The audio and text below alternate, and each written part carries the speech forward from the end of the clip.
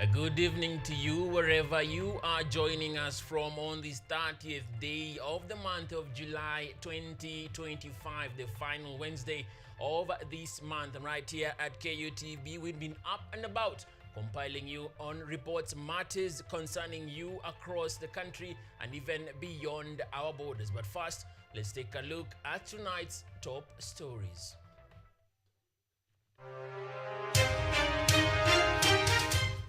From bill to law, President William Ruto signs into law the conflict of interest and social protection bills.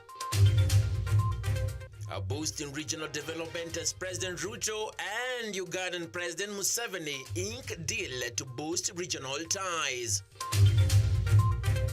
FBI activist Patrick Kutosi held amid outcry over abduction.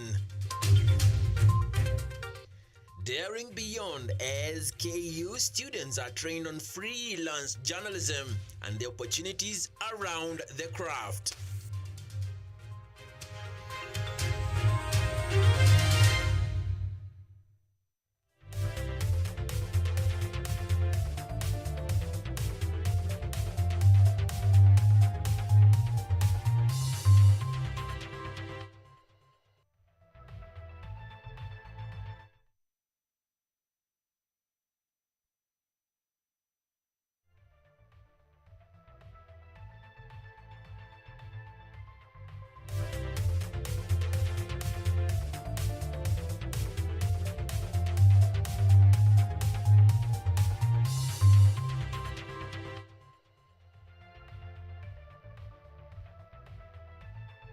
A warm welcome to the broadcast that is also streaming live on our YouTube platform at KUTV News Kenya. And of course, we call on to you to engage us through our social media handles at KUTV_Kenya on the X platform. And you can reach out to me at _Emmanuel Kutosi in the sign language interpretation. We'll be sailing through with Brian Peru. Now, President William Ruto has signed into law the conflict of interest and social protection bills, bolstering the anti-corruption agenda and improving support for vulnerable groups.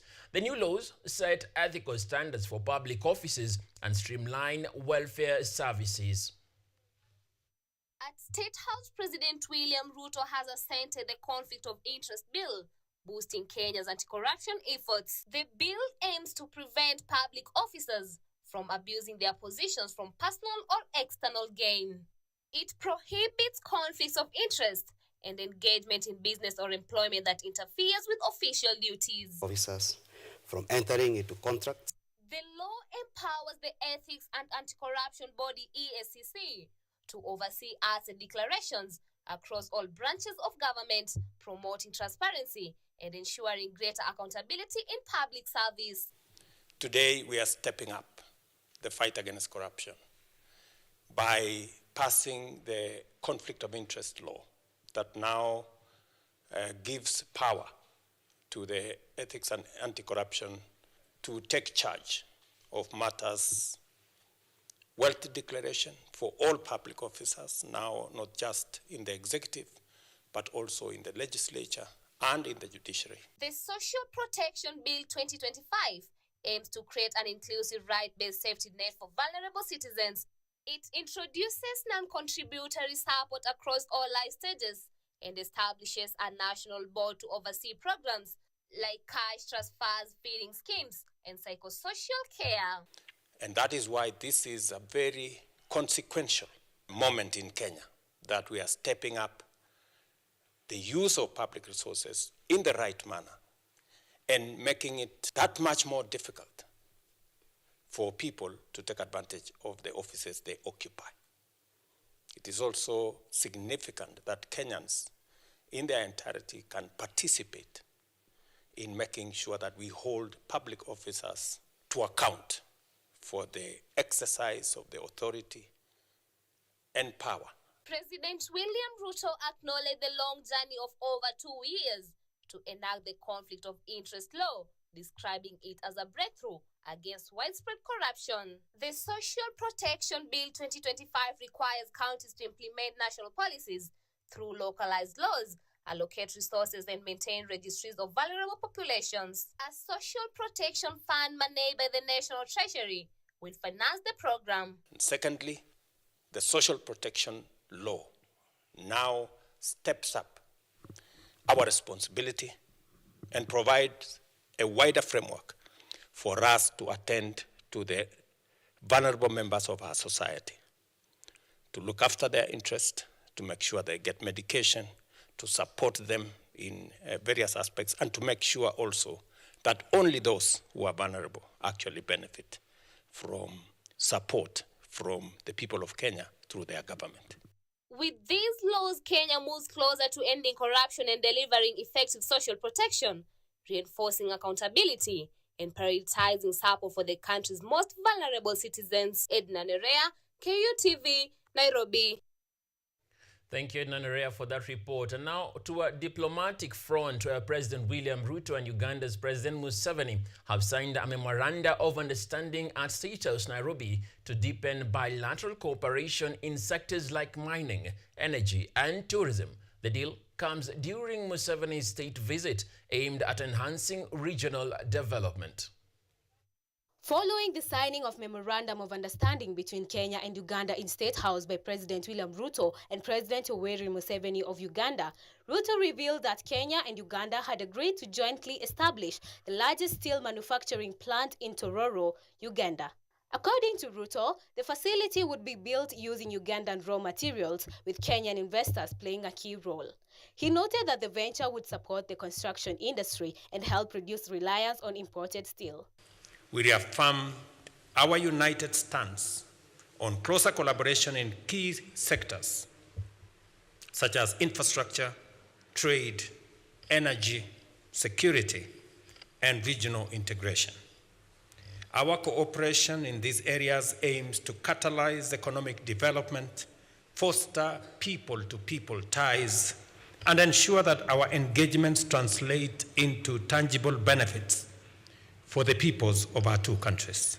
Additionally, President Ruto emphasized that regional peace and stability would be central to ensuring the success of such collaborative efforts, underscoring the importance of long-term, sustainable development between Kenya and Uganda.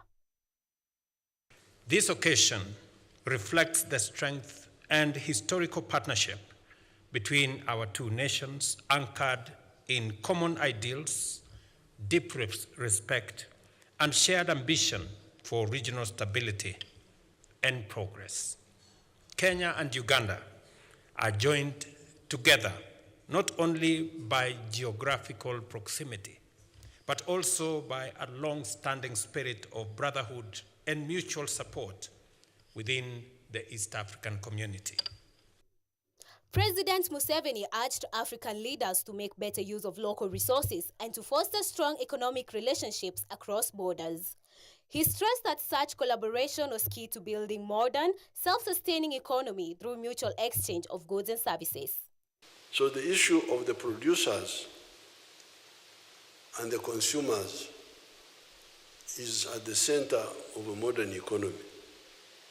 So therefore, when you see people, leaders, whatever they are, just talking about all other things, this one, this one, this one, why are you not talking about the market?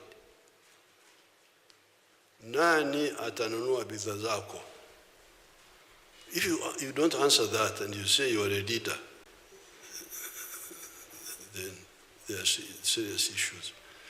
As President Ruto reaffirmed Kenya's loyalty and partnership with Uganda, the renewed collaboration signals a bold step towards regional economic development, national unity, and enhanced trade in the East African region.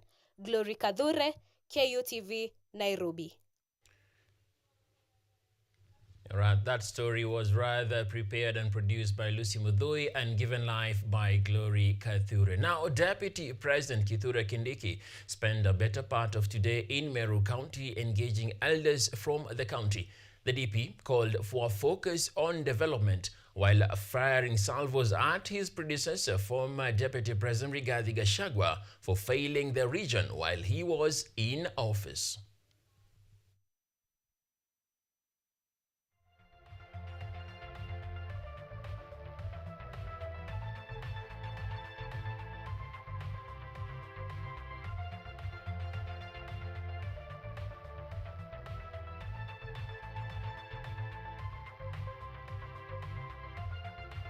And on to the political arena, where allies of the Democratic for Citizens Party DCP party in Embu County are claiming harassment by security agencies, alleging repeated summons by the Directorate of Criminal Investigations DCI of accusations of funding unrest and terrorism. Speaking outside Mogoya County DCI offices, the allies of the Democratic of the Citizens Party stated that the DCI have continuously summoned them over the chaos witnessed during the recent Sabasaba demonstrations in Embu town. They are accused of receiving funds from the Manyata Member of Parliament Gitonga Mukunji to facilitate the demonstrations. Nilikuwa nimesamoniwa hapa siku ya leo tukiwa na rafiki yangu Barara na Mheshimiwa Kulu ulizwa maswali na DCI na tumeingia hapo ndani na tumeulizwa maswali. Among those summoned was Ivan Ngari, popularly known as Balala, an associate of the Manyata MP. Ngari was arrested on Sunday afternoon at Gashoka Market, where he maintains he was in a meeting with his workers and underwent 6 hours of interrogation without recording any official statements. Munakumbuka on Sunday nilipatikana na DCI kule Gasoka na nikaletwa mpaka hapa Mugoya nikiwa guarded kabisa kama terrorist.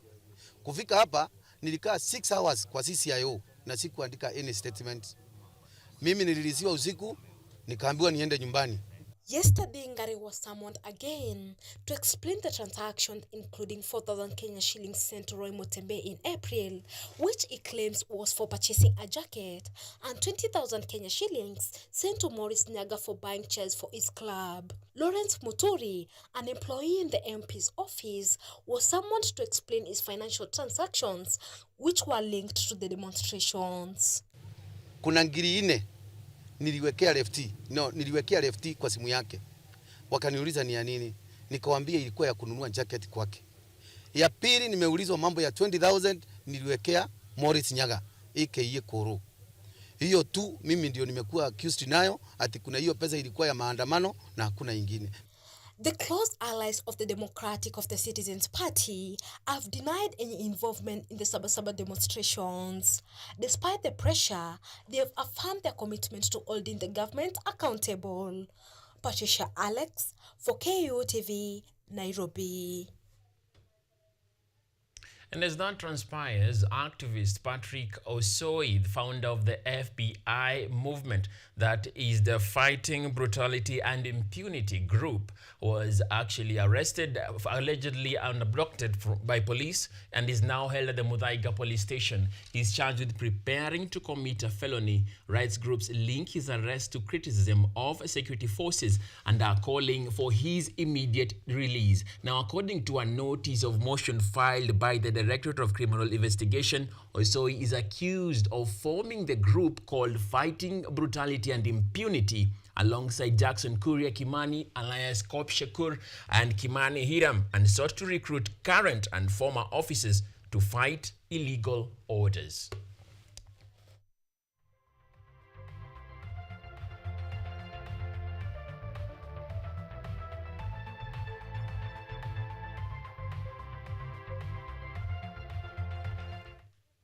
And on to matters education, where the State Department for TVETs is revamping vocational training through inclusive policies like recognition of prior learning and gender-friendly infrastructure, aligning skills trainings with job market needs. Since 2020, the State Department for Technical and Vocational Education and Training TVETs, under the leadership of Principal Secretary Dr. Esther Moiria, is reshaping Kenya's vocational education sector, equipping young Kenyans with industry-relevant skills to drive economic growth and reduce youth unemployment.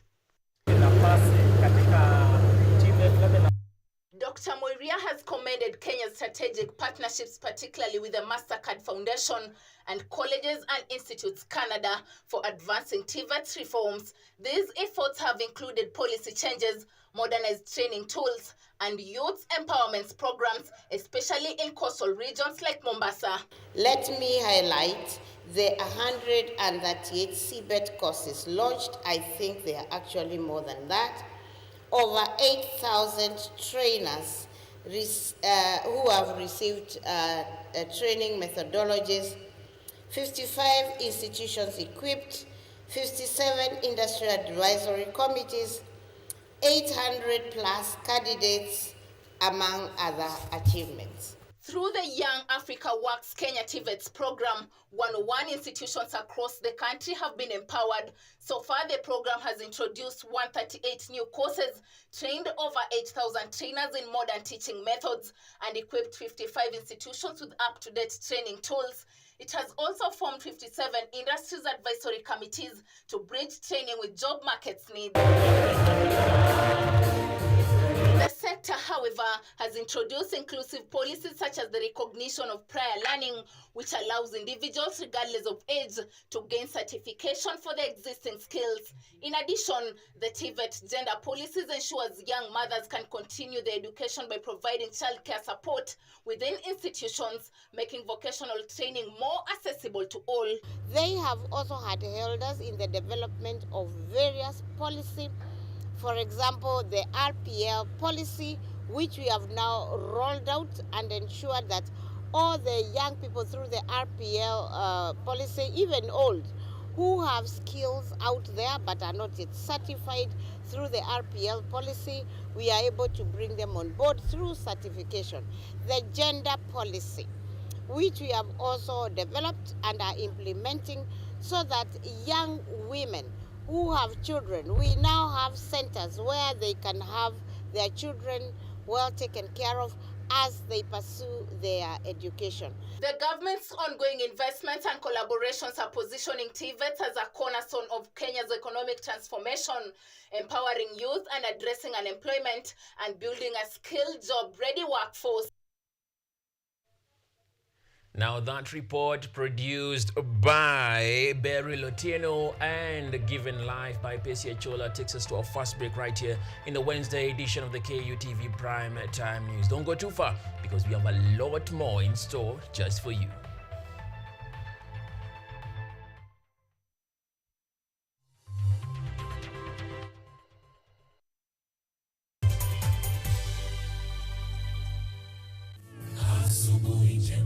The fear of the Lord is the beginning of wisdom. The Bible says, when he spoke, then he spoke a parable to them, that men always ought to pray and not lose heart. Christ says, I stand in the door and I knock. Whoever hears my voice and opens, I will dwell with him. Like the moon, I will fade, but like the star, I will rise again. And though I fall, be rest assured that I will rise again. Go to the hospitals, tell them that God will heal them. Go to the prisons, tell them that they'll be free. Go to the crusades and tell people that Christ is coming, and sooner than the word itself, the second advent is imminent.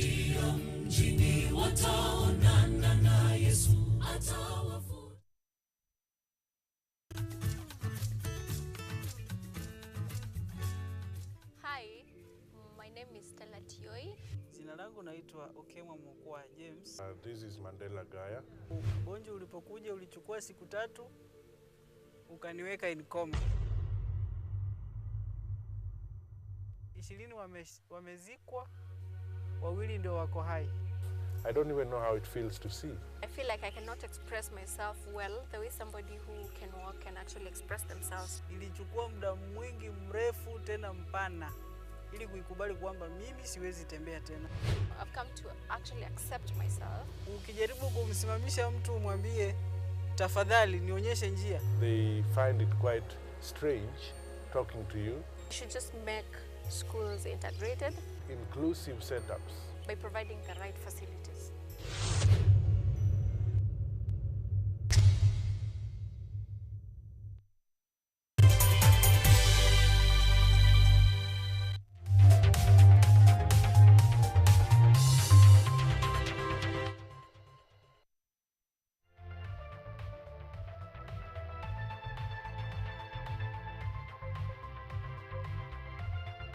Welcome back to the eventful Wednesday KUTV Prime Time News. Now, the premier Kenyatta University journalism students explored freelancing and digital media careers in a workshop aimed at empowering them with tools for self-employment. Our reporter Stephen Masha was on the ground and filed the following report. It was a gathering that brought together budding journalists to learn about freelancing in journalism and familiarize themselves with emerging strategies for self-employment in the competitive journalism sector. You don't just do freelancing. The facilitator and freelancer Giwa Wasukunle said the lack of job opportunities pushed him to develop alternative freelancing ways of becoming self-reliant while still in the university, a career path that has since enabled him to employ hundreds of others. So one of the things that prompted me to understand the local market that is too saturated for a lot of film producers and filmmakers, then I start looking overboard and say, okay, how can I actually add more to the effort or actually reach at least more of my potentials? So that actually prompted me a lot to look into freelancing for international TV station. And I'm able to actually meet some interesting people in the industry, which I find in the industry. Kunle further stated that journalism industry still holds many job opportunities, especially for young and aspiring journalists, provided they commit full and remain innovative. So I motivated people because to encourage young people to understand that the power they need to be a radio freelancing producer is actually in their hand, and not to actually depend too much on employment, which year in, year out, school produce a lot of graduates in communication. If they can start freelancing on themselves, they can actually tap into the world of freelancing, which is what is evolving right now. Students who attended the workshop acknowledged how it opened their eyes to their full potential of being self-reliant in journalism field, many confessing that before the training they felt confused and unsure where to begin their lives after completing university. Okay, my name is Ouma Collins, beneficiary of freelancing in media and film workshop today here at Chandaria, and I've benefited a lot from learning how to start freelancing and practice freelancing, earning a living. The first thing I want to do right now is go search the websites that he taught us today, apply, sign in. I'd also like to go to different media stations and maybe pitch in my stories after I source them, so that I can get a chance to also earn from that. The workshop is part of broader strategy to promote free and innovative journalism, particularly targeting young people entering the competitive and evolving journalism profession. Stephen Masha, KUTV, Nairobi. Thank you, Stephen Masha, for that report. That is quite inspiring, something that is speaking on matters concerning mass communication. And we are here in the masses and finding that way to diffuse all this talent into the various aspects of our community in that ethical reporting, and also diffusing various informations to the publics is something that is very much invited, as well as the opportunity to not only seek employment but also create that necessary employment. Moving on, First Lady Rachel Ruto launched the 2025 First Ladies Mazingira Awards, that is Flema at State House, Nairobi, urging learners to lead environmental efforts, including tree planting, in line with Kenya's 15 billion tree target by 2032. At a colorful event attended by delegates, First Lady Rachel Ruto officially unveiled the 2025 edition of the First Ladies Mazingira Awards. Addressing students and education stakeholders, she challenged the youth to become more environmental champions by planting trees, reducing pollution, and safeguarding the country's natural resources. First Lady Rachel Ruto applauded the partnership for inspiring a generation that embraces sustainability as a daily practice and not as a slogan. She emphasized that children are being taught environmental stewardship as a shared responsibility, not someone else's duty. You are raising a generation that understands that sustainability is not a slogan, it is a daily practice. As a champion for the voices of children in Kenya, and together with each of you here today, we are teaching our children that environmental stewardship is not someone else's duty. It is our shared responsibility, and it begins now. The First Lady Mazingira Awards Specifically, it's an initiative that not only recognizes exemplary efforts in environmental conservation, but also encourages innovation, responsibility, and action among our learners. Through this platform, our students are empowered to become environmental champions and advocates of green environment at the school and community level. Rachel Ruto added that Flamma was born from a vision to empower learners as active architects of environmental solutions. She added the bold idea has grown into a powerful learner-centered movement aiming to reach all 13 million learners in Kenya, promoting critical thinking and climate action.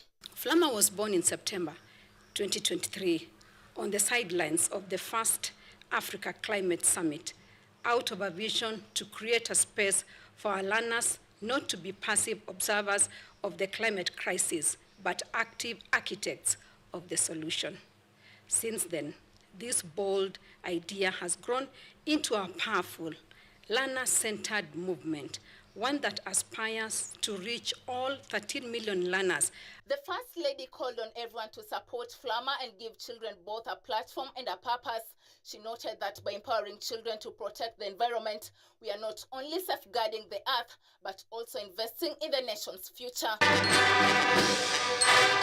Pesi Achola, KUTV, Nairobi.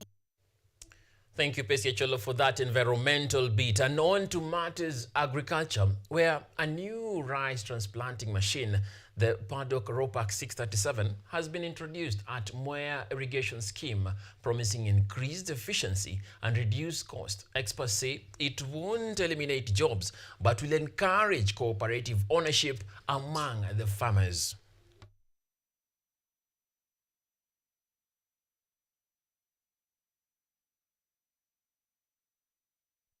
Hii teknolojia ya kupanda na machine ni mzuri kwa sababu ukitumia machine iko time saving. Una save time. Ile mbegu tunatumia kwa machine ni young seedlings zenye ukipeleka kwa shamba inakuwa iko healthy. Wakati wa upanzi unakuta eka moja inatumia watu kama 15 na wanapada mchana mzima. Lakini tukileta mashini inatumia kama lisali moja tu, na hiyo eka imemalizika na hiyo mashini, na hao watu wanaenda kazi nyingine. Hiyo mashini, kitu ya kwanza iko na kitu tunaweza sema mtu huwa una save pesa mingi saa ile unatumia hiyo kilimo ya kupada na mashini.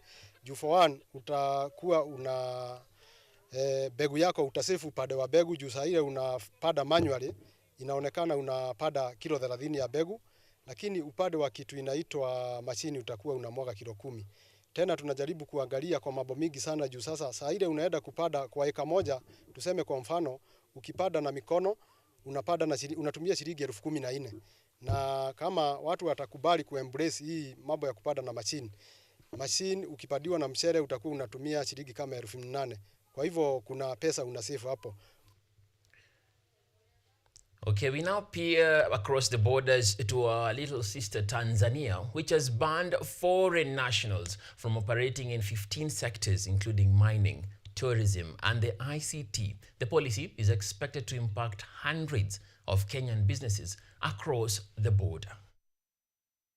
In a decisive statement, Tanzanian Industry and Trade Minister Selemani Saidi Jafo announced that foreigners will no longer be allowed to participate in small and medium-sized enterprises, including mobile money services, salon and barber operations, mobile phone repair shops, and cleaning services. The ban also covers postal services, real estate brokerage, clearing and forwarding, agricultural production and trade, media operations including radio and television stations, and unlicensed casinos.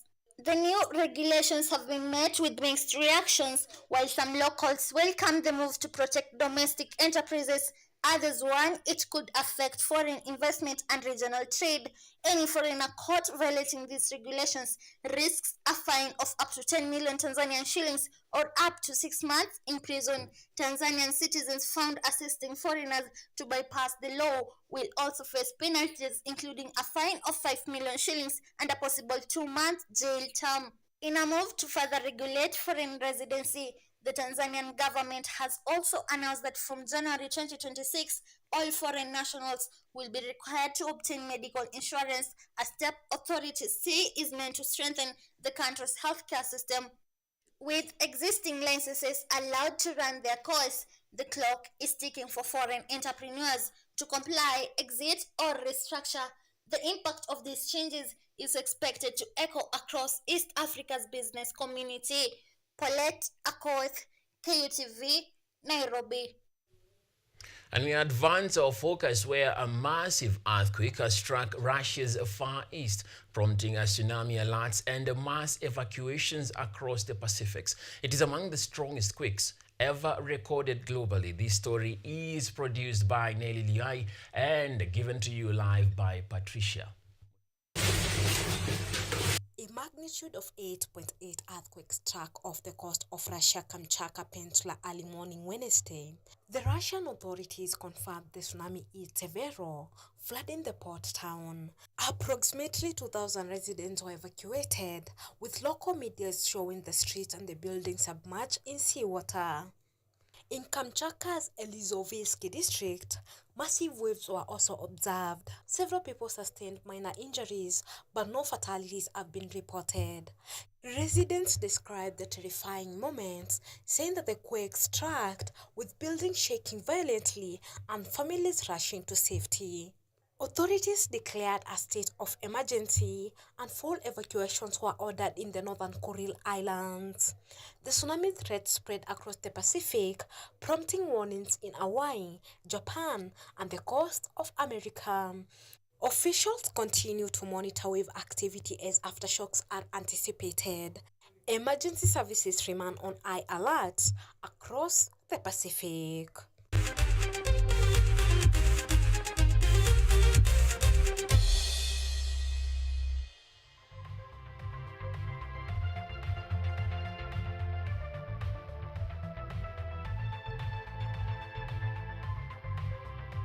It's about that time to get sporty, and the Kenyatta University Model School held its second sports day at Ruiru campus, promoting wellness, teamwork, and school community engagement in a colorful celebration of student life.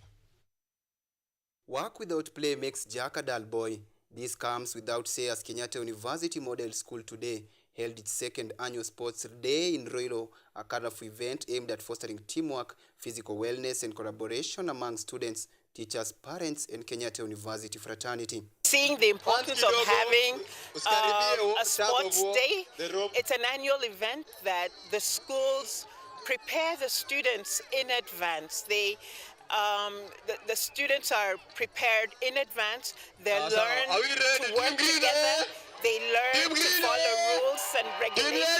They also learn to strive to develop their skills to be far much better. They learn discipline. They need to practice in advance, and we know that discipline is very important for growth and development. The head teacher of Kenyatta University Model School, Mr. Esia Kimani, stressed the need to identify and nurture young talents at a young age in line with competency-based curriculum. Today we have our second sports day since the inception of KU Model School, which was started last year in January. We are excited to have this activity because it is not all about fun. It is all about holistic growth to our children, whereby they are able to showcase their talents, to showcase their sportsmanship skills. We enjoyed everything. We had fun. I enjoyed the activities that we did.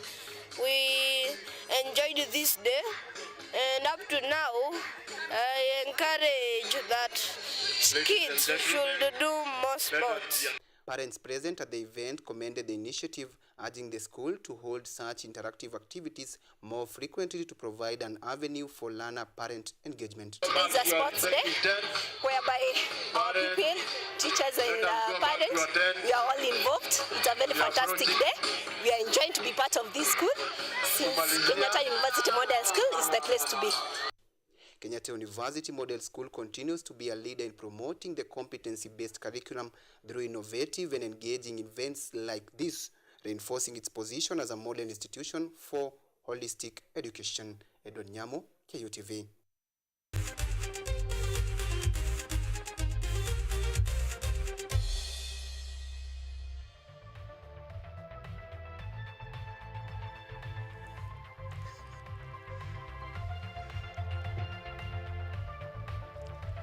"35 minutes past the top of the hour, and we've been all and about, from the national perspective to the regional belt, even across our borders within that time that we've been able to sail through the KUTV Prime Time report right here on KUTV. And of course, it's a day that my colleague Edward Nyamo says that it is a World Hugging Day, although I suspect his intentions with the climate and the weather as it is currently, but it's something that we'll have to say maybe it is, and if it is so, happy World Hugging Day to you. And also, I'd like to share my appreciation to the whole team involved in the production of tonight's broadcast.